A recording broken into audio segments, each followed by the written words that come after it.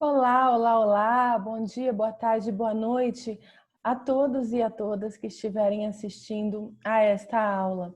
Eu sou a professora Thailise Leite e hoje nós vamos trabalhar o Tribunal Penal Internacional e a validade dos tratados de direitos humanos no Brasil.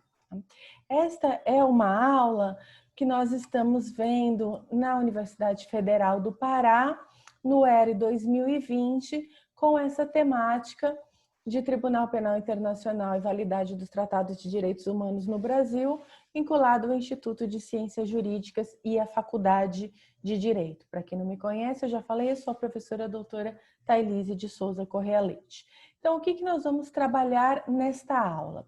Nós vamos ver como a nossa Constituição Federal, nossa Constituição da República Federativa do Brasil de 1988, trata a validade interna dos tratados internacionais que versam sobre direitos humanos. E para isso, nós vamos começar com a leitura da nossa Constituição Federal de 1988, mais especificamente dos parágrafos do artigo 5º da nossa Constituição. Nós sabemos que o artigo 5º da nossa Constituição se inscreve dentro do título 2 da Constituição, que traz os direitos e as garantias fundamentais. É, então, o local da nossa Constituição onde os direitos e garantias fundamentais estão positivados mais a miúde, mais focalmente, o título 2 da Constituição. E o capítulo 1 traz os direitos e os deveres individuais e coletivos. Nós sabemos que o artigo 5º, em todos os seus incisos, traz o rol de direitos e garantias fundamentais individuais. E os artigos 6º a 11 trazem os direitos e garantias fundamentais coletivos.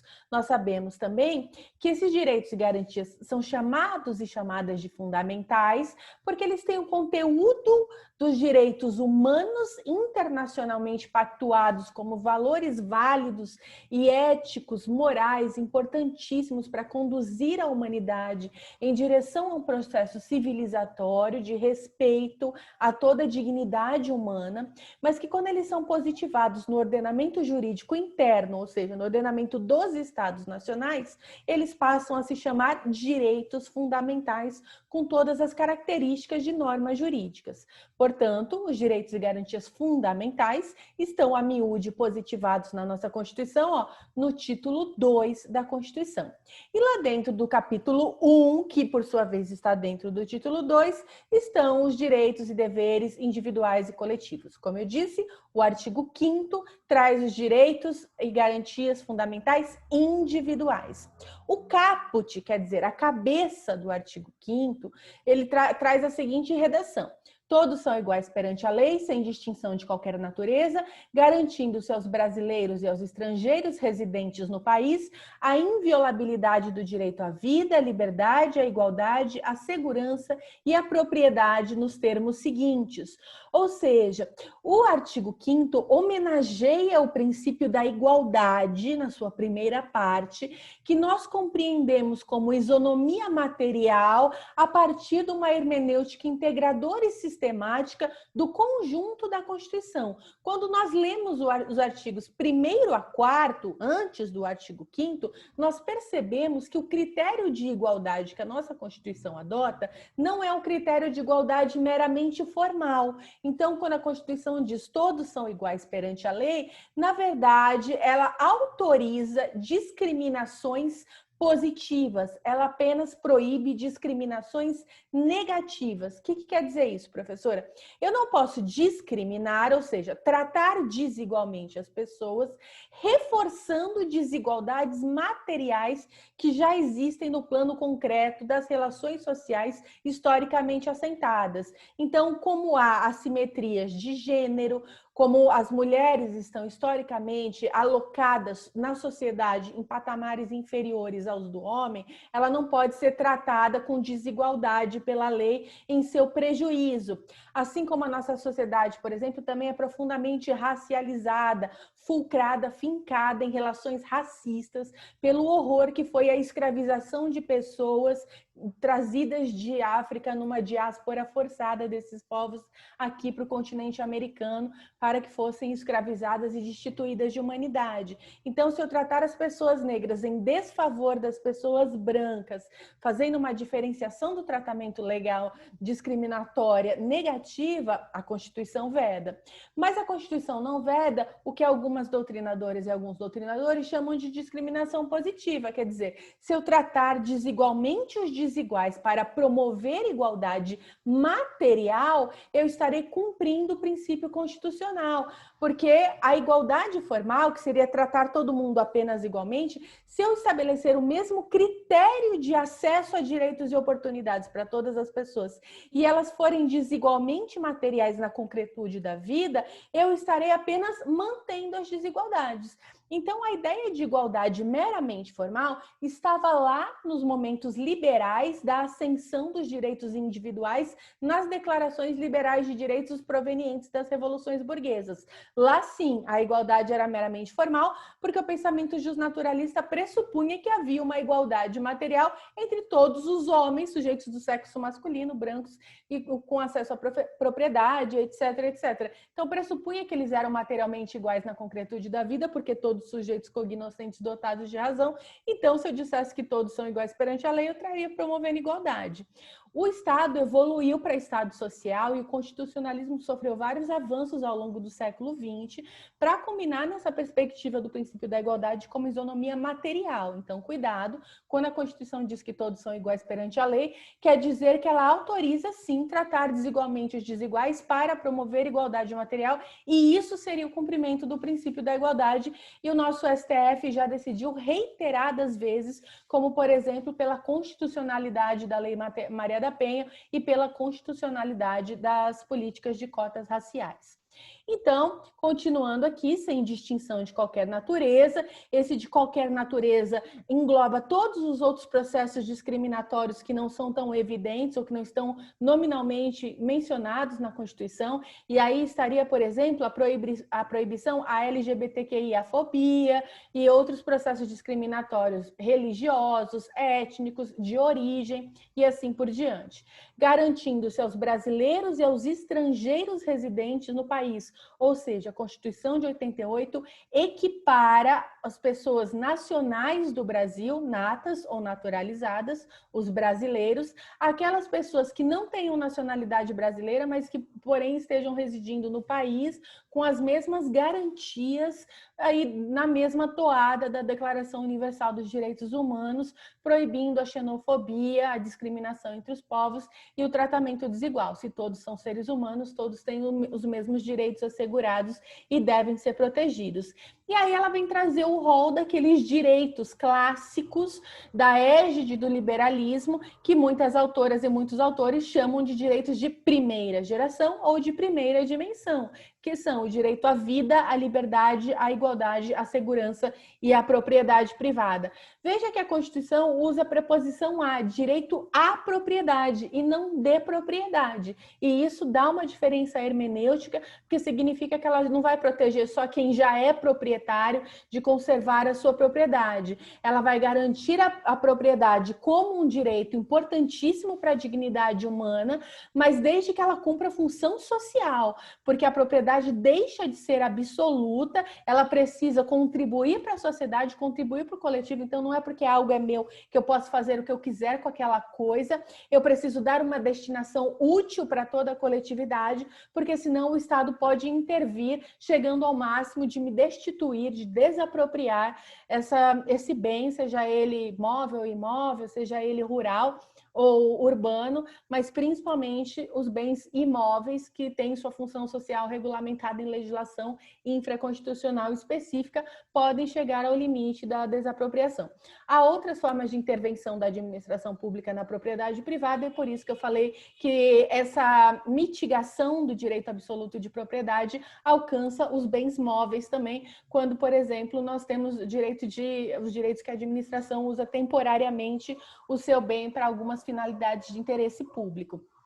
E aí vem todos os incisos do artigo 5º, que nós não vamos tratar nessa aula, porque é o objeto da matéria Direito Constitucional, parte 1 de Direito Constitucional, que são os direitos fundamentais, mas nos interessa muito, em matéria de direitos humanos, falarmos dos parágrafos do artigo 5º. E estão aqui, parágrafo 1º. As normas definidoras dos direitos e garantias fundamentais têm aplicação imediata. O que a Constituição está dizendo para a gente? Que a aplicabilidade é imediata, que essas normas têm eficácia plena. Neste momento, ela já tem todos os conteúdos e as características, as condições de normatividade. Ou seja, elas são válidas, vigentes, vigorosas e eficazes imediatamente, modificando completamente uma hermenêutica que vai dizer que essas normas são meros valores, princípios, programas e não tem vinculação jurídica das condutas das pessoas na realidade concreta, como tem as normas de conduta, que se projetam do dever ser no ser através da sanção. Embora as normas constitucionais não tenham uma sanção em si, elas precisam ter eficácia. E aí, essa sanção ou esses conteúdos regulamentadores estarão diferidamente na legislação infraconstitucional. A sua eficácia concreta pode estar contida em outra norma. Daí a ideia de eficácia contida, desde que seja apenas uma hermenêutica no sentido sancionatório para dar complementariedade e materialidade, operacionalidade para os conteúdos das normas constitucionais. Mas não cabe nenhum argumento que alguns doutrinadores sustentam que essas normas seriam apenas princípios, programas e que elas precisam de uma norma infraconstitucional para lhes dar validade, vigor e eficácia normativa e operacionalidade. De jeito nenhum. Elas têm que ser aplicadas imediatamente e o judiciário pode fazê-lo, segundo está muito claro aqui nesse dispositivo, parágrafo 1º do artigo 5º, e nesse sentido eu estou seguindo as propostas das teorias neoconstitucionalistas, também chamadas pós-positivistas de direitos humanos, como de Ronald Dworkin, por exemplo, que vai dizer que os princípios e os direitos fundamentais têm que ser levados a sério e tratados como norma. Ele tem um livro chamado Levando os Direitos a Sério para fazer esse argumento tecnicamente, teoricamente, de forma bastante robusta. Pois bem, já o parágrafo 2º diz: os direitos e garantias expressos nessa Constituição não excluem outros decorrentes do regime dos princípios por ela adotados ou dos tratados internacionais em que a República Federativa do Brasil seja parte. O que esse dispositivo, parágrafo 2º do artigo 5º, está dizendo para a gente com muita clareza, pessoal? Que os direitos e garantias fundamentais, embora estejam a miúde previstos aqui no título 2 e no capítulo 1 da Constituição, eles não se esgotam no rol do artigo 5º, nem mesmo no título 2 e no capítulo 1. Eles podem estar espalhados por toda a Constituição e eles podem, inclusive, ser extraídos de uma hermenêutica principiológica constitucional, ou seja, não excluem outros direitos que podem ser decorrentes do regime, dos princípios adotados pela Constituição, como, por exemplo, essa hermenêutica que eu falei para vocês, que rege o princípio da igualdade, como isonomia material e não mera igualdade formal. É dessa hermenêutica sistemática, autocomplementadora, teleológica, que nós extraímos essa gama de princípios que também são considerados direitos e garantias fundamentais constitucionais por força do parágrafo 2º. Assim, é óbvio que se tiver algum direito ou garantia fundamental em outro lugar da Constituição, ele será tão protegido quanto o próprio artigo 5º ou quanto esses artigos que estão dentro do capítulo 1 do título 2. Anote isso que já já nós vamos desenvolver esse argumento. Ele tem um impacto hermenêutico muito significativo e é ponto polêmico entre doutrinadores e doutrinadoras. Eu certamente vou defender um posicionamento que para mim é óbvio, é cristalino, mas preciso advertir que há outros posicionamentos.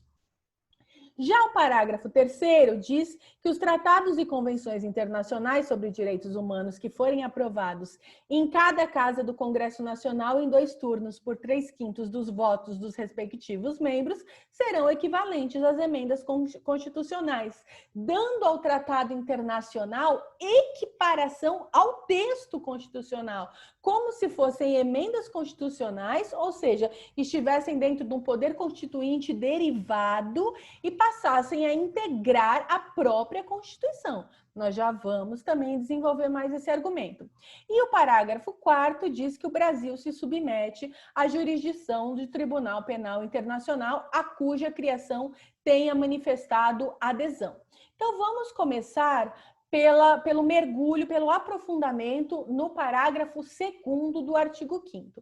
Então, como eu estou dizendo para vocês, ele me disse que esse rol do artigo 5º, ele não esgota os direitos e garantias fundamentais individuais, que é o caso do artigo 5º, mas é claro que também não esgota os direitos e garantias fundamentais sociais e coletivos que podem estar ao longo da Constituição.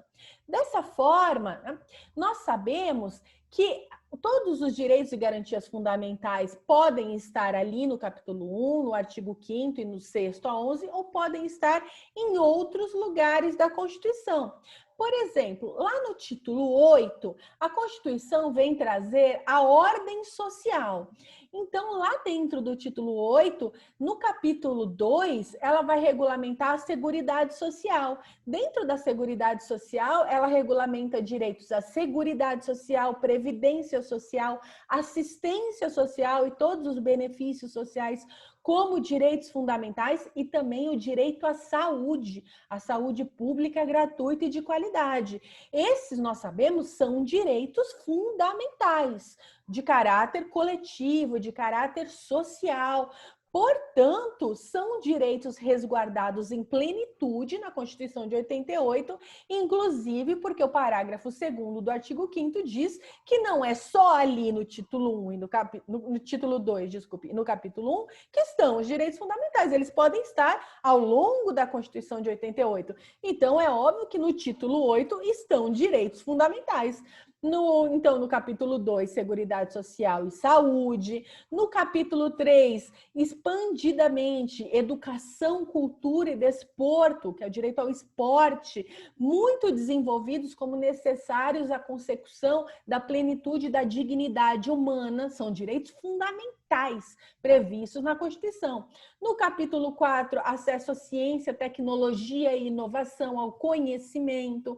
No capítulo 6, direito ao meio ambiente. Então, o direito ao meio ambiente saudável, o direito ao ecossistema equilibrado, o direito ambiental, é sem dúvida nenhuma um direito humano que aí é inscrito entre os adeptos das teorias geracionais como um direito de terceira geração ou de terceira dimensão, mas sem dúvida nenhuma, quando ele é positivado na nossa Constituição, ele se torna um direito fundamental, é um direito difuso, fundamental.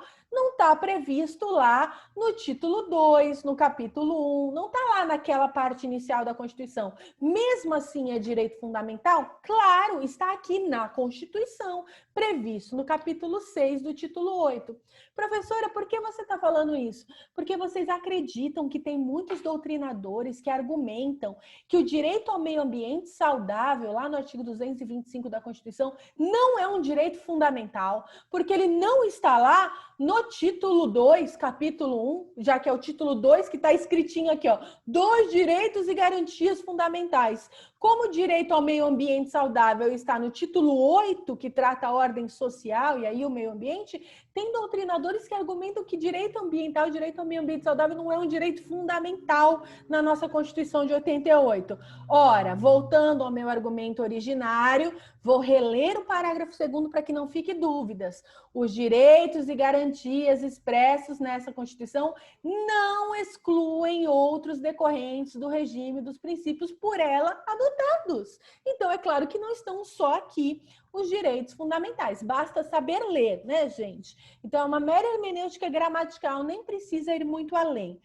E aí, no capítulo 7 do título 8, está da família, da criança, do adolescente, do jovem e do idoso.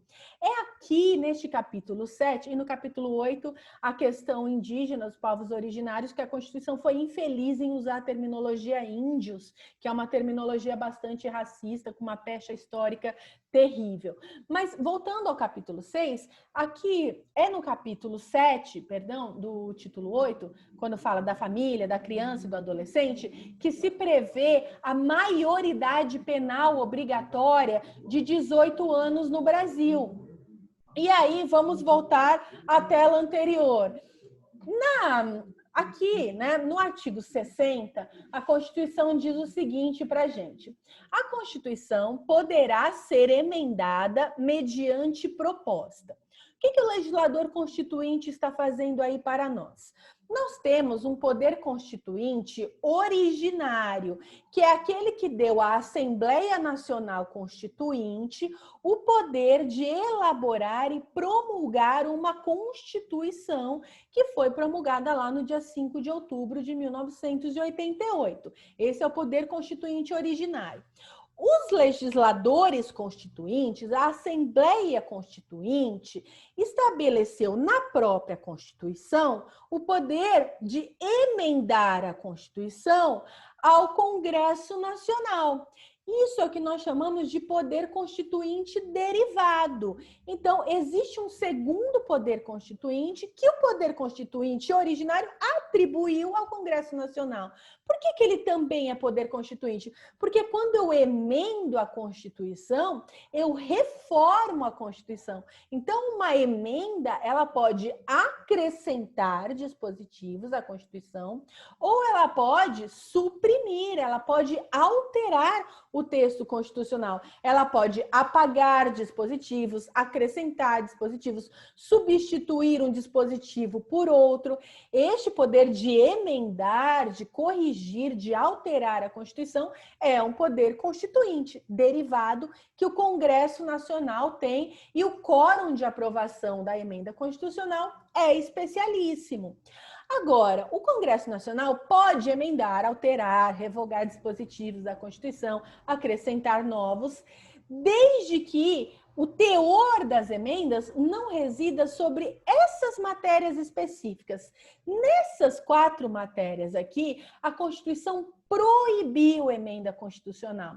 É por isso que esses incisos do parágrafo 4º do artigo 60 foram apelidadas de cláusulas pétreas. Você já deve ter ouvido falar das cláusulas pétreas, que são as cláusulas de pedra, rígidas, que não podem ser alteradas de jeito nenhum, nem por emenda constitucional. E então, o poder constituinte originário, quando estabeleceu o poder constituinte derivado, deu uma limitação ao derivado. Falou, aqui vocês não podem mexer. Nós estipulamos essas cláusulas rígidas, essas cláusulas de pedra. Então, é por isso que o artigo 60 diz: a Constituição poderá ser emendada mediante proposta. Aí vai trazer lá as regras para a emenda. Aí chega no parágrafo 4º, o artigo 60 diz: não será objeto de deliberação a proposta de emenda tendente a abolir a forma federativa de Estado, o voto direto, secreto, universal e periódico, a separação de poderes e os direitos e garantias individuais. Ou seja, não pode ter emenda constitucional que faça a abolição dessas instituições, mas nem que seja tendente a abolir, percebe? Então, não pode nem ameaçar a forma federativa de Estado, nem o direito ao voto, nem a separação de poderes e nem os direitos e garantias individuais. Então, quando os direitos e garantias fundamentais forem individuais, então a gente tira aí os sociais e os coletivos, eles são cláusulas pétreas, não podem nem ser objeto de emenda. Pois bem, lá no capítulo 7 do título 8 está o direito à maioridade penal de 18 anos. Isso é um direito fundamental, individual, que estaria lá dentro dos direitos de primeira dimensão, né, gente? Porque ele é um direito relativo a garantias penais. e processuais penais, lá naquela ideia originária, iluminista, de becaria, da proteção do indivíduo, a persecução do Estado, que remonta aí mais antigamente até a Magna Carta do século XIII. Então, é um direito bem clássico, todos esses direitos e garantias penais são básicos e são sempre direitos individuais. Sempre que a gente falar de direito penal, garantia penal ou processual penal, é sempre um direito fundamental e individual. Claro que maioridade penal é um direito e garantia fundamental individual. Só que ele está aqui, ó, no título 8 e não lá no título 2 e no capítulo 1, que diz dos direitos e deveres individuais e coletivos, direitos e garantias fundamentais, lá no título 2. Então, vocês acreditam que tem doutrinadores que dizem que a maioridade penal pode ser objeto de emenda constitucional?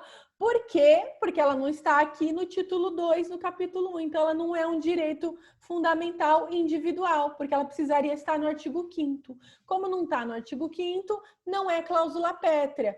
Ora, mas vou voltar ao meu argumento. O próprio parágrafo 2º do artigo 5º diz que os direitos e garantias expressos nessa Constituição não excluem outros decorrentes do regime dos princípios por ela adotados. Ou seja, são direitos e garantias expressos em toda a Constituição, que são direitos fundamentais, nem precisam estar totalmente expressos, podem ser extraídos da hermenêutica e podem também estar em tratados internacionais.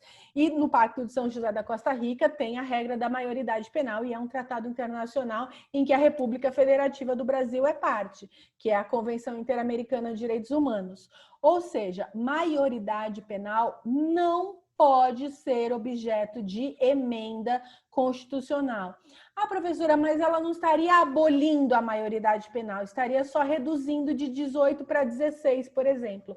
Tá bom, só que quando eu permito a redução de 18 para 16, amanhã eu posso querer reduzir de 16 para 14, 14 para 12, de 12 para 10, até chegar no zero. Isso é tendente a abolir. É totalmente tendente a abolir a maioridade penal. Então, é cláusula pétrea, sim, e quem argumenta isso está totalmente distante de todas as técnicas jurídicas hermenêuticas, claro, imbuídos de perspectivas políticas contrárias às conquistas dos direitos humanos. Então, voltando aqui, no parágrafo 2º está muito claro que nós temos direitos fundamentais em toda a Constituição, que se eles forem individuais, eles são cláusulas pétreas, mas eles também podem estar em tratados internacionais em que a República Federativa do Brasil seja parte. Então, se eu tiver algum direito fundamental em algum tratado internacional e o Brasil tenha assinado, seja parte, de acordo com as regras, lembrem-se sempre, da Convenção de Viena, que é a Convenção sobre as Convenções, a Convenção sobre os Tratados, que estabelece as regras de se elaborar um tratado internacional. Então, a Constituição também reconhece como direitos e garantias fundamentais individuais. Tá bem? Vamos falar um pouco do parágrafo 4º e depois a gente volta para o parágrafo 3º, que é o mais complexo, tá? O parágrafo 4º diz assim: o Brasil se submete à jurisdição de Tribunal Penal Internacional a cuja criação tenha manifestado adesão. Pois bem, o Brasil manifestou adesão ao Tribunal Penal Internacional instituído pelo Estatuto de Roma. O Estatuto de Roma é de 1990. Ele criou a jurisdição do TPI, do Tribunal Penal Internacional. O Brasil assinou esse tratado, esse Estatuto de Roma, mas ratificou aqui, olha só, no dia 25 de setembro de 2002. A partir dessa ratificação, esse documento, o Estatuto de Roma, tem plena validade jurídica na ordem interna, no ordenamento jurídico do Estado Nacional brasileiro. E aí ele diz que o presidente da República, no uso da atribuição que lhe confere o artigo 84, inciso 8 da Constituição, considerando que o Congresso Nacional aprovou o texto do Estatuto de Roma, do Tribunal Penal Internacional, por meio de decreto legislativo, e considerando que o ato mencionado internacional entrou em vigor internacional no dia 1º de julho de 2002, também passou a vigorar plenamente no Brasil a partir deste decreto. Então, qual é o teor do Estatuto de Roma, que é o Estatuto do Tribunal Penal Internacional? Pessoal, só lembrando que como ele chama Estatuto de Roma, isso quer dizer que ele é um tratado internacional que foi assinado na cidade de Roma. A gente sabe que as convenções e tratados sempre ganham o apelido da cidade onde elas foram assinadas. Por isso, Estatuto de Roma. Qual é o teor do Estatuto de Roma? Ele institui um Tribunal Penal Internacional, seguindo a ideia seminal do Norberto Bobbio, principalmente na sua obra Era dos Direitos, em que ele argumenta que a melhor solução para a proteção dos direitos humanos é a tutela penal dos direitos humanos.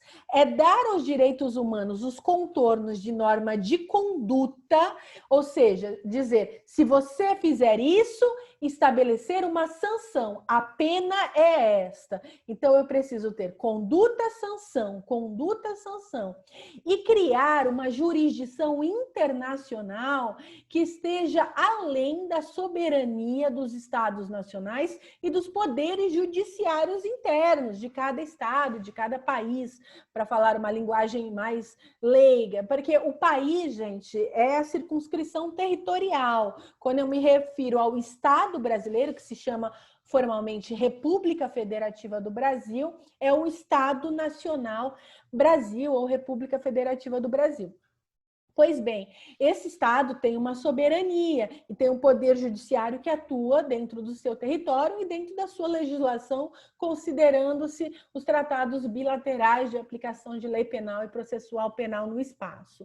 Mas o Tribunal Penal Internacional é uma jurisdição internacional que funciona em colaboração com a ONU e tem autonomia para processar, julgar e condenar indivíduos. Então, o TPI, o Tribunal Penal Internacional, é ímpar porque ele não condena, ele não julga estados nacionais que violaram direitos humanos ou que se omitiram diante de violações de direitos humanos. Porque a tradição de todas as jurisdições internacionais, do sistema onusiano e dos sistemas regionais, é punir estados por violações de direitos humanos, fora de uma lógica penal. Aqui nós estamos dentro de uma lógica penal, em que não há nem crime nem pena sem lei anterior que os defina. Ou seja, o Estatuto de Roma traz a tipificação de crimes e penas para esses crimes, que são os crimes contra a humanidade.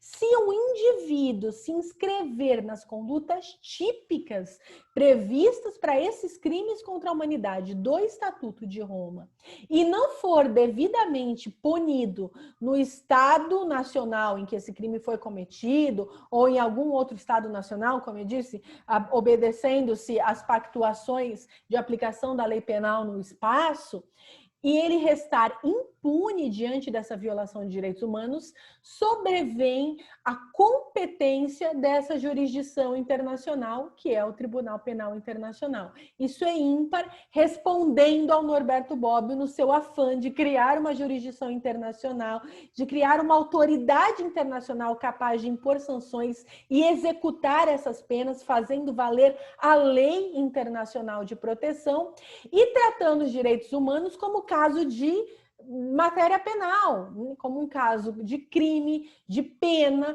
para que seja estabelecida uma sanção exemplar, que obviamente não pode ser contra as premissas basilares de proteção aos direitos humanos. Então, a pena tem que respeitar os direitos e garantias relativos aos direitos humanos, mas tem que ser severa, tem que ser exemplar para que a pena cumpra uma função preventiva e todas as pessoas percebam que há sim uma jurisdição bastante eficiente, não vão ficar impunes e isso de alguma forma coíba as violações de direitos humanos internacionalmente. Então, o preâmbulo, vocês sabem que toda convenção e tratado internacional tem um preâmbulo, que é uma exposição de motivos, uma carta de valores, que não é norma, mas serve como critério hermenêutico para as normas propriamente ditas. Então, diz que os Estados partes no presente estatuto, conscientes de que todos os povos estão unidos por laços comuns e de que suas culturas foram construídas sobre uma herança que partilham e preocupados com o fato deste delicado mosaico poder vir a quebrar-se a qualquer instante, tem tendo presente que no decurso deste século, que é o século XX, milhões de crianças, homens e mulheres têm sido vítimas de atrocidades inimagináveis que chocam profundamente a consciência da humanidade, reconhecendo que crimes de uma tal gravidade constituem uma ameaça à paz, à segurança e ao bem-estar de toda a humanidade, afirmando que os crimes de maior gravidade que afetam a comunidade internacional no seu conjunto não devem ficar impunes e que sua repressão deve ser efetivamente assegurada através da adoção de medidas em nível nacional e do esforço da cooperação internacional. Decididos a pôr fim à impunidade, não falei dos autores desses crimes e contribuir assim para a prevenção de tais crimes, ó, a função preventiva dessas penas.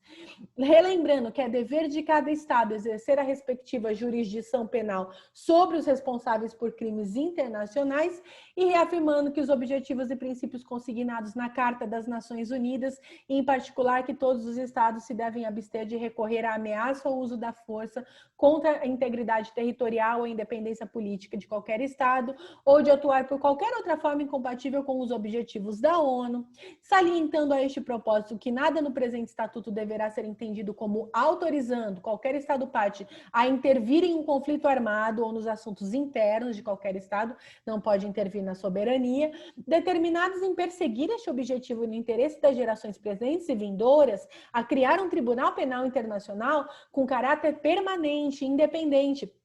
Por que isso, gente? Porque antes do TPI, precisava fazer tribunal ad hoc quando havia crimes contra os direitos humanos, crimes contra a humanidade. Como foram os tribunais de Nuremberg, os julgamentos de Nuremberg, tribunais ad hoc, juízos ad hoc estabelecidos para julgar crimes depois que os crimes tinham acontecido e outra com previsões de crimes e penas posteriores ao fato, o que quebra totalmente a lógica liberal das garantias penais e processuais penais.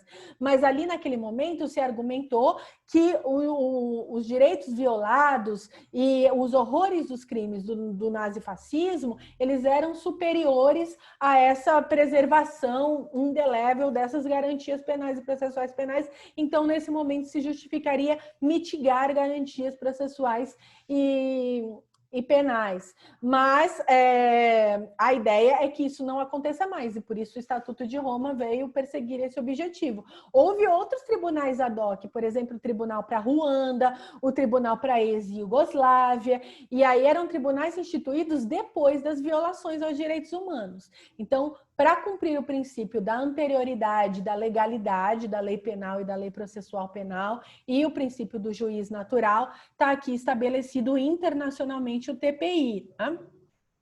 E sublinhando que o Tribunal Penal Internacional, criado pelo presente Estatuto, será complementar à jurisdição dos Estados nacionais, ou seja, só vai vir se os Estados permanecerem inertes ou não aplicarem penas suficientes para coibir aquelas condutas.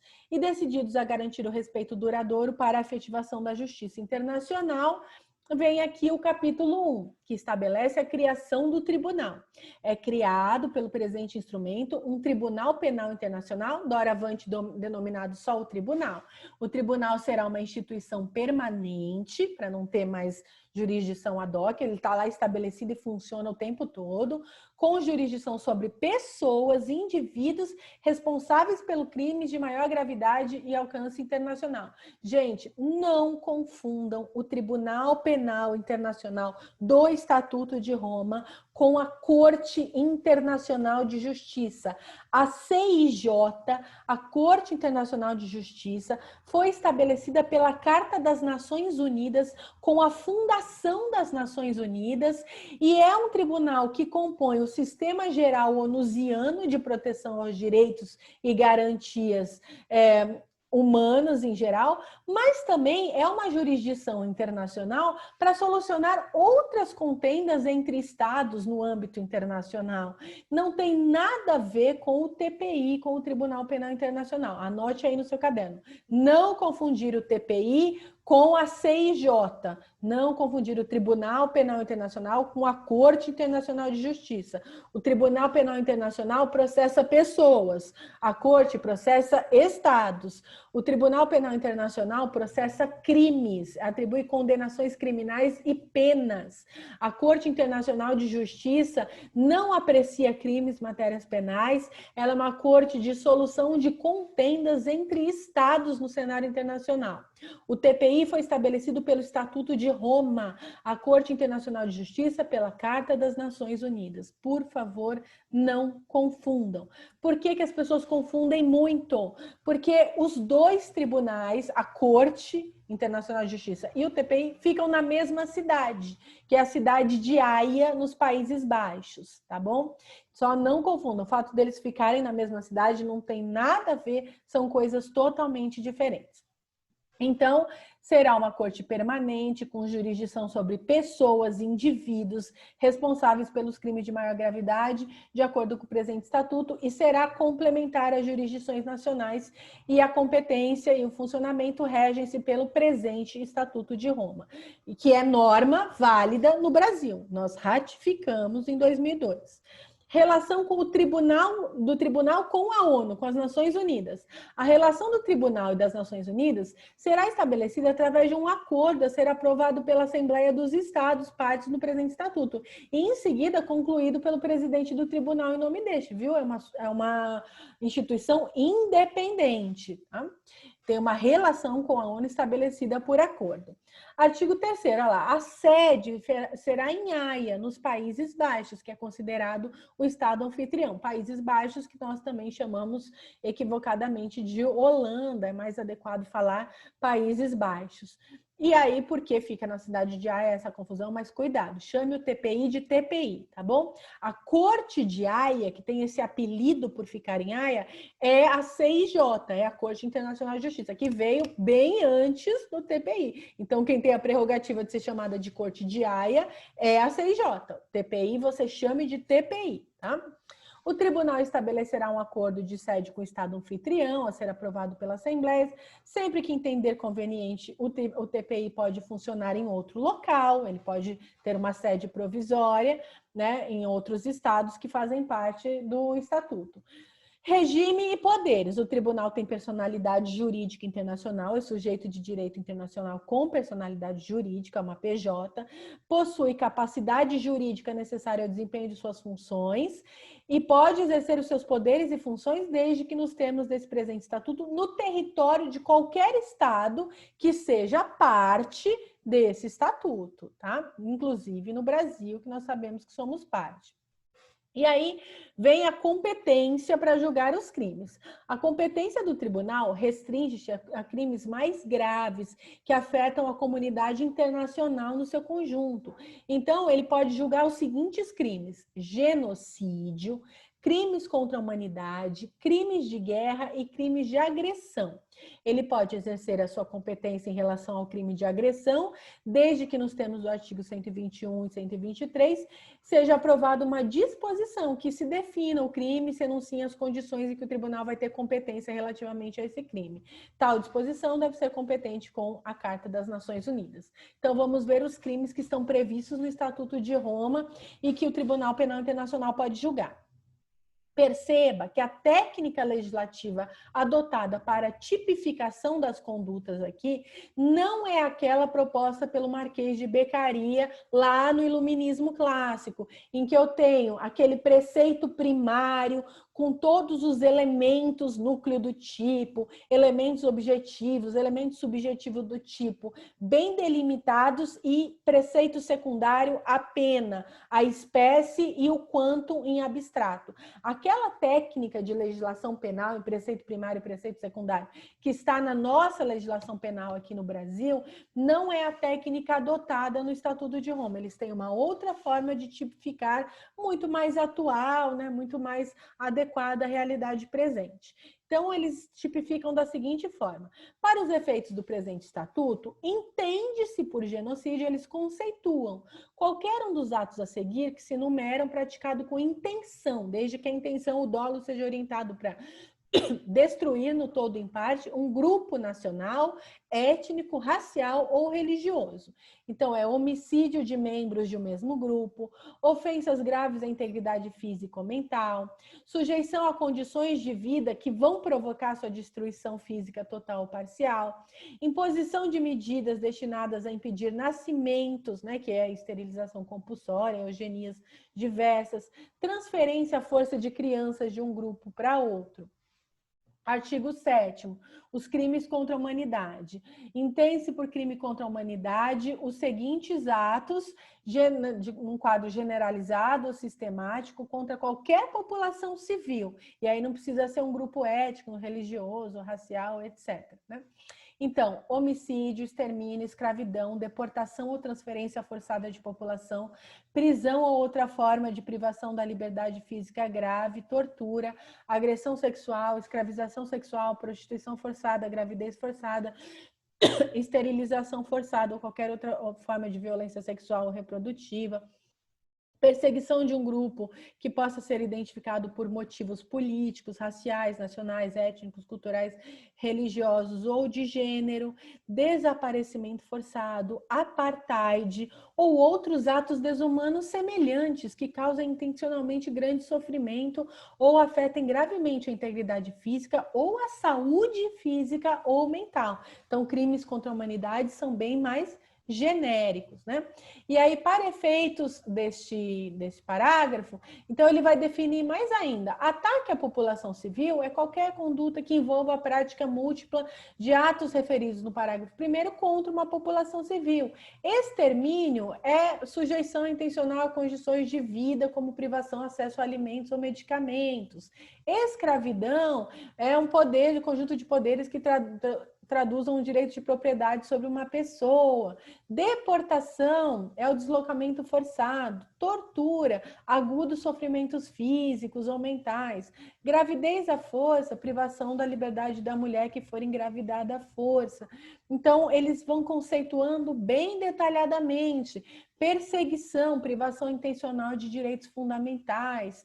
Crime de apartheid é separar as pessoas e manter um regime institucionalizado de opressão e separação racial. Desaparecimento forçado de pessoas é a detenção, prisão ou sequestro de pessoas por um Estado ou organização política e como aconteceu nas ditaduras civis militares aqui na América Latina, inclusive a ditadura civil-militar aqui no Brasil, em que as pessoas eram capturadas e as famílias não tinham nenhum corpo para enterrar porque não se dizia que tinha acontecido com elas, são desaparecimentos forçados. Tudo isso são crimes contra a humanidade. O tribunal pode exercer sua jurisdição em relação a qualquer dos crimes anteriores. E como que funciona o processamento? Um Estado parte pode denunciar ao procurador que houve uma violação de direitos humanos que pode tipificar um dos crimes previstos no Estatuto de Roma. Então, qualquer Estado parte do Estatuto de Roma pode informar ao procurador que houve uma violação. O Conselho de Segurança da ONU também sempre pode denunciar ao procurador que houve violação que pode ser tipificada como crime do Estatuto de Roma. Mas quem é o titular da ação penal, o único que pode formular a denúncia é o procurador do TPI. Existe um escritório do procurador do TPI e eles é que processam, elaboram, formalizam a denúncia. Cuidado para você não confundir, nunca mais confunda essas terminologias que as pessoas leigas fazem essa mistura. Denúncia é a petição inicial de um processo penal, para a gente simplificar a linguagem para você. É a exordial, a inicial, a inaugural de uma persecutio criminis, em sede processual, numa jurisdição processual penal. Então, quando a gente fala que vai fazer uma denúncia, tem que ter competência. Aqui no Brasil, é o Ministério Público que, via de regra, tem competência para fazer denúncias quando os crimes, em geral, são de ação penal pública, né? Que é o caso da imensa maioria dos crimes. Então, é aí que se faz uma denúncia. Quando você informa um possível crime para ser apurado, você está fazendo uma notícia criminis, em latim. A notícia de um crime, uma comunicação de crime em português, para facilitar para você. Então, quem pode fazer comunicação de crimes para o TPI? Estados, parte e Conselho de Segurança. Ou, aqui na linha C, o próprio procurador de ofício pode dar início ao inquérito sobre um crime, apurar, e se ele entender que houve o crime, ele também faz a denúncia. Mas é sempre ele que faz a denúncia, tá? Tome cuidado com isso, existe aqui uma obrigatoriedade de competência do procurador. Aqui, ó, atualmente, quem é a procuradora, o TPI não tem um procurador, tem uma procuradora, uma mulher negra, que é advogada e jurista gâmbia, a Gâmbia, Fatou Bensouda. Fatou Bensouda é a maravilhosa procuradora do Tribunal Penal Internacional e tem todo um escritório trabalhando para auxiliá-la, tá? Então, o TPI foi instaurado pelo Estatuto de Roma em 1990, com sede na cidade de Haia, nos Países Baixos, para você anotar. É uma instituição independente e, embora não faça parte propriamente das Nações Unidas, mantém uma relação de cooperação com a ONU. Aí ele é composto por 4 órgãos: presidência, divisões judiciais, o escritório do procurador e o secretariado, que é uma parte administrativa que faz a gestão do TPI.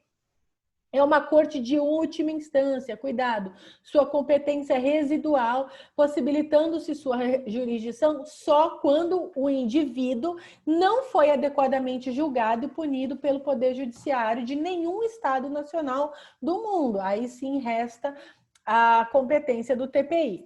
É uma jurisdição internacional independente, julga pessoas que cometeram crimes contra a humanidade, desde que esses indivíduos sejam nacionais de um Estado que tenha aderido à sua jurisdição, ratificando o Estatuto de Roma. Então, vamos parar e anotar aí no seu caderno.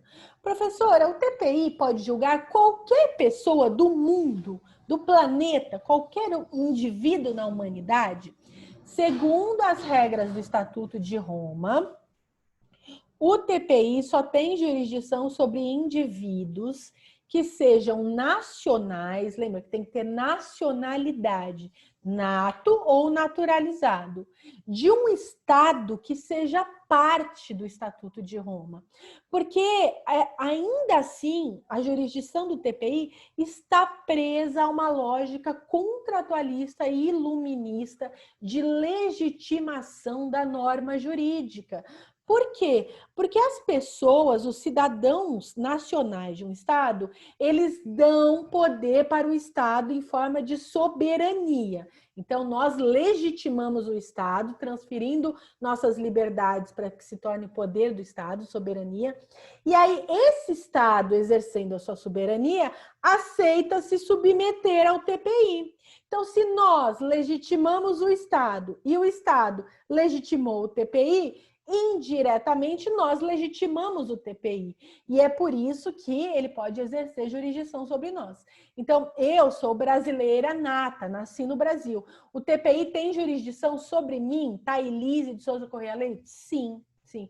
Porque eu sou nacional de um Estado que é parte do Estatuto de Roma, o Estado brasileiro. E aí essa é a lógica. Então, se um Estado não é parte do Estatuto de Roma, teoricamente, o TPI não tem jurisdição sobre os indivíduos daquele Estado, porque isso seria uma afronta à soberania daquele Estado. Porém, há precedentes na jurisprudência do TPI em que ele processou e condenou um indivíduo nacional de Estado não parte do Estatuto de Roma. Pesquise o caso do Sudão na jurisprudência do TPI. É uma tarefinha que eu vou deixar para você, se tiver curiosidade. Nossa, professora, que absurdo, como isso pode acontecer? Veja o argumento do procurador à época, que se não me engano era o Luiz Moreno, e do julgamento final que disse que há situações em que, num princípio penal, né, nenhum acusado pode se beneficiar da sua própria torpeza. Então, se o sujeito ele for o mesmo chefe de Estado dentro de um regime autocrático e ele opta por não aderir ao Estatuto de Roma e ele é o mesmo indivíduo violador de direitos humanos, há que se considerar a flexibilização, a mitigação da soberania em prol da proteção da humanidade e do julgamento dos crimes contra a humanidade. É uma questão bastante polêmica, é cada um que fique com uma opinião, mas há sim precedentes excepcionalíssimos. Mas a regra geral é que só tem jurisdição sobre indivíduos que são nacionais de estados que são parte do Estatuto de Roma. O Conselho de Segurança da ONU e Estados-partes podem notificar crimes ao escritório do TPI, como eu falei, mas a competência é sempre do procurador, mas só o procurador, só e somente a procuradora, a doutora Fatou Bensouda, é que pode elaborar a denúncia para o TPI. Olha a sede do TPI, que linda, lá em Haia, na cidade de Haia, nos Países Baixos. Então, como eu disse, por favor, cuidado. Eu vejo tanta gente falando, vou denunciar fulano para a corte de Haia. E aí eu fico assim para a pessoa, como vai denunciar fulano para a corte de Haia se a corte de Haia, que é a Corte Internacional de Justiça, a CJ, não processa pessoas. Ela só julga contendas entre estados. Então, o TPI não chama a Corte de Haia, gente, tá? É o Tribunal Penal Internacional. Parem de falar que vão denunciar pessoas para a Corte de Haia. Isso está incorreto juridicamente. Ele é um tribunal de jurisdição permanente na cidade de Haia, mas não tem esse apelido de Corte de Haia, por favor, tá bem? E aí, voltamos lá ao parágrafo 3º, que eu falei para vocês que era um pouco mais complexo, e deixamos para o final da nossa aula.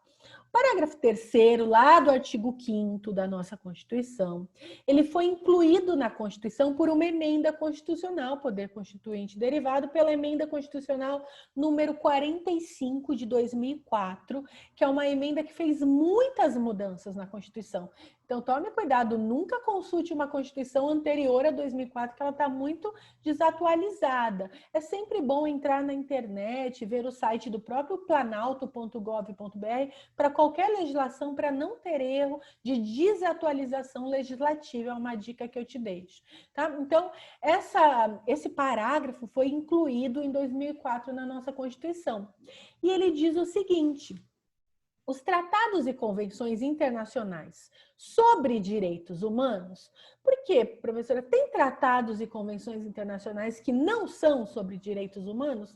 Claro, principalmente de relações comerciais, de cooperação internacional, às vezes cooperação internacional para combate ao crime, às vezes são meramente tratados comerciais, às vezes são tratados bilaterais de regras de extradição, por exemplo, de reconhecimento de legislação ou de atos da vida jurídica civil em outros países, como reconhecimento do casamento.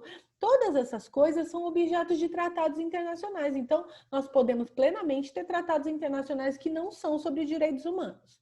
Mas quando eles forem sobre direitos humanos, quando o conteúdo, quando o objeto for direitos humanos, e esses tratados assinados,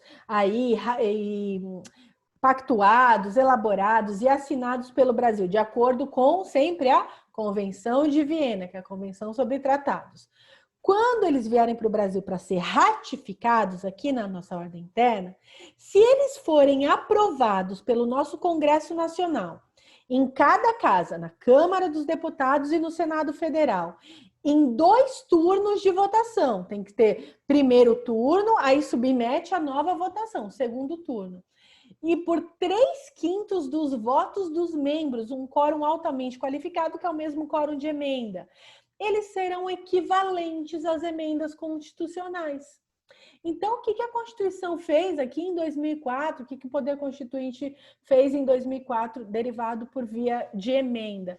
Falou que se o tratado for sobre direitos humanos e ele tiver aprovação nesse quórum qualificado de 2 turnos nas 2 casas, 3/5, assim como as emendas precisam do quórum qualificado para aprovação, eles vão passar a integrar a Constituição, vão estar equiparadinhos à Constituição de 88. São normas tão hierárquicas no ordenamento jurídico, lá no topo, quanto a própria Constituição. E é isso que disse esse dispositivo. Só que aí, tudo bem, que maravilha, ficou muito claro. Só que aí resta uma dúvida para a gente. E os outros tratados sobre direitos humanos que não foram aprovados com esse quórum especial, porque eles foram aprovados antes de 2004? E nós vimos, né? Como que nós vamos fazer? Nós acabamos de ver que a ratificação do próprio Estatuto de Roma aqui no Brasil foi em 2002. Como que nós vamos fazer nessas hipóteses? Um tratado internacional mais importante do qual o Brasil é parte sobre direitos humanos é a Convenção Americana de Direitos Humanos, ou Interamericana, para pegar toda a América, que é o Pacto de São José da Costa Rica, porque foi assinado na cidade de São José, lá na Costa Rica. E esse tratado, que é o mais importante, a Convenção Americana de Direitos Humanos, não tem esse quórum especial. E aí, esses outros tratados têm o mesmo patamar de emenda constitucional? Estão no mesmo nível da Constituição? Ou eles estão abaixo da Constituição? Eu entendo que eles estão no mesmo nível da Constituição por força do parágrafo 2º do artigo 5º que nós vimos lá, que está dizendo que aquele rol não esgota todos os direitos humanos previstos e extraídos ao longo da Constituição e em tratados internacionais, colocando os tratados no mesmo nível da Constituição quando se referem a direitos fundamentais. Porém, essa não é a posição do STF, gente. O que o STF decidiu sobre tratados de direitos humanos que não obedecem esse quórum qualificado aí do parágrafo 3º? Olha só. Quando foi discutida a prisão civil do depositário infiel, que era uma prisão admitida pelo nosso ordenamento jurídico, mas proibida pelo Estatuto de Roma, então o STF decidiu pelo controle de convencionalidade, mas situando o Estatuto de Roma não, o Pacto de São José, mas situando o Pacto de São José num patamar intermediário entre a Constituição e a norma infraconstitucional. Olha que interessante. Estabelecer um caráter supralegal do tratado, desde que ele seja devidamente ratificado e internalizado na ordem jurídica brasileira. Então, o tratado para o STF, ele tem um caráter supralegal, mas ele não é emenda constitucional lá. Porém, não submetido ao processo legislativo estipulado pelo artigo 5º, parágrafo 3º da Constituição, foi reafirmado pela edição da súmula vinculante 25, segundo a qual é ilícita a prisão civil do depositário infiel, qualquer que seja a modalidade de depósito. Ou seja, o STF criou um patamar híbrido para esses tratados. Eles não são nem Constituição, nem norma infraconstitucional. Eles são um híbrido entre essas duas coisas, estão ali no meio termo, uma mescla das duas coisas, e aí o STF criou essa ideia para dar conta deste problema na ordem jurídica brasileira. E aí vem o que eu chamei para vocês de controle de convencionalidade. Anota aí no seu caderno o que é controle de convencionalidade. Vocês sabem que todas as normas infraconstitucionais, assim como os atos da administração pública, todas elas estão sujeitas ao controle de constitucionalidade. Nós temos a possibilidade de que haja controle de constitucionalidade difuso, quer dizer, qualquer juízo, qualquer jurisdição, de qualquer competência, de qualquer instância, de qualquer entrância, pode fazer controle difuso de constitucionalidade. Então, qualquer momento em que eu ingresso com uma ação, provoco o judiciário, impetro um remédio constitucional, apresento um recurso, etc., etc., a todo momento eu posso invocar normas constitucionais ou dizer que determinadas normas infraconstitucionais não têm respaldo na Constituição de 88. E aí todos os magistrados, magistradas, desembargadores, desembargadoras do Brasil inteiro podem, nas suas decisões, falar realmente o artigo tal da lei tal é inconstitucional, portanto eu não vou aplicá-lo. Isso é controle de constitucionalidade difuso. E nós temos o controle de constitucionalidade concentrado, que é quando eu vou na porta do STF, que é a nossa Corte de Hermenêutica Constitucional, além de ter outras atribuições, como ser o foro penal para quem tem foro por prerrogativa de função. O STF é a nossa Corte Constitucional, que se manifesta sobre a Constituição de 88. Eu bato na porta do STF e digo: STF, esta norma é inconstitucional? Aí estarei entrando com uma ação declaratória de inconstitucionalidade. Ou posso perguntar: essa norma é constitucional? Ação declaratória de constitucionalidade.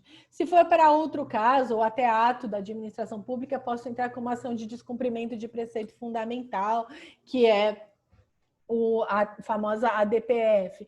Então, toda vez que eu bato lá, né, no STF com uma ADI, com uma ADC, com uma ADPF, por exemplo, eu estou pedindo controle concentrado de constitucionalidade e aí o STF se manifesta. É constitucional, é inconstitucional, tudo bem. Só que além do controle de constitucionalidade, pessoal, as nossas leis também se submetem ao controle de convencionalidade e os atos da administração pública também. Então, não basta uma lei ou um ato ser constitucional, tem que ser convencional, quer dizer, tem que obedecer às convenções e tratados internacionais em matéria de direitos humanos, tá bem? Nós estamos falando a matéria máxima, que são os direitos humanos. Nossa, professora, mas e se a Convenção Internacional disser uma coisa e a Constituição disser outra coisa? A nossa Constituição Federal se submete ao controle de convencionalidade? Aí que o STF vai dizer não, né? É por isso que ou a Convenção está dentro das regras do parágrafo 3º do artigo 5º, e aí ela tem o mesmo patamar da Constituição, não existe essa hierarquia, ou então a convenção não foi aprovada pelas regras do parágrafo 3º do artigo 5º e ela está aqui embaixo, um patamar abaixo da Constituição, na hierarquia do ordenamento, e aí, portanto, as leis infraconstitucionais, elas têm que ser submetidas ao controle de convencionalidade da convenção que está aqui no patamar intermediário, no caráter híbrido, e também, eventualmente, ao controle de constitucionalidade para ver se obedecem à Constituição, que está no patamar máximo. Olha o STF falando de novo. Diante do inequívoco caráter especial dos tratados internacionais, eles acham que os tratados internacionais têm caráter especial, por isso, híbrido, intermediário, como você quiser chamar, que cuidam da proteção dos direitos humanos. Não é difícil entender que a sua internalização no ordenamento jurídico, por meio de procedimento de ratificação previsto na Constituição de 88, tem o condão de paralisar a eficácia jurídica de toda e qualquer disciplina normativa infraconstitucional. Nesse sentido, é possível concluir que, diante da supremacia da Constituição sobre os atos normativos internacionais, a previsão constitucional, de novo, né, no caso a prisão civil do depositário infiel, não foi revogada, mas deixou de ter aplicabilidade diante do efeito paralisante deste tratado internacional em relação à legislação infraconstitucional que disciplina a matéria, Pacto de São José da Costa Rica. Então, o Pacto de São José da Costa Rica proíbe a prisão civil, ele proíbe todas as prisões civis, exceto a de dívida alimentar, prisão por dívida de alimentos para alimentando os vulneráveis e insuficientes para se prover a própria subsistência, tá? Mas o ordenamento jurídico brasileiro previa, além da prisão civil alimentar por dívida de alimentos, a prisão civil do depositário infiel. E aí o que o STF está falando? Ó, a norma infraconstitucional, submetida ao controle de convencionalidade do Pacto de São José da Costa Rica, não está obedecendo, então perdeu validade, né? Mesmo que esse pacto ele esteja num nível intermediário entre a Constituição e as normas infraconstitucionais, com certeza ele está acima das normas infraconstitucionais e elas se submetem a controle de convencionalidade. Se a gente olhar para a pirâmide de Kelsen, fica muito mais fácil. Então, segundo o STF, olha aí, no topo da pirâmide, o que eu tenho? A Constituição Federal e todas as emendas constitucionais que passam a integrar a Constituição Federal, mais os tratados sobre direitos humanos aprovados no Congresso Nacional, nas duas casas, em 2 turnos, por 3/5 dos votos. Essas passam até o mesmo patamar hierárquico da Constituição. Já os tratados ou convenções sobre direitos humanos, mas que foram aprovados antes ou fora do quórum da Emenda Constitucional 45, 2004, lá do parágrafo 3º do artigo 5º, estão aí nesse patamar intermediário ou híbrido entre a Constituição e a legislação infraconstitucional. E aí a legislação infraconstitucional fica abaixo de todas as convenções e tratados sobre direitos humanos, todas, independentemente de qual foi o processo de ratificação. E aí, se esses tratados não estiverem no mesmo patamar da Constituição, eles também vão vincular a legislação infraconstitucional através do controle de convencionalidade.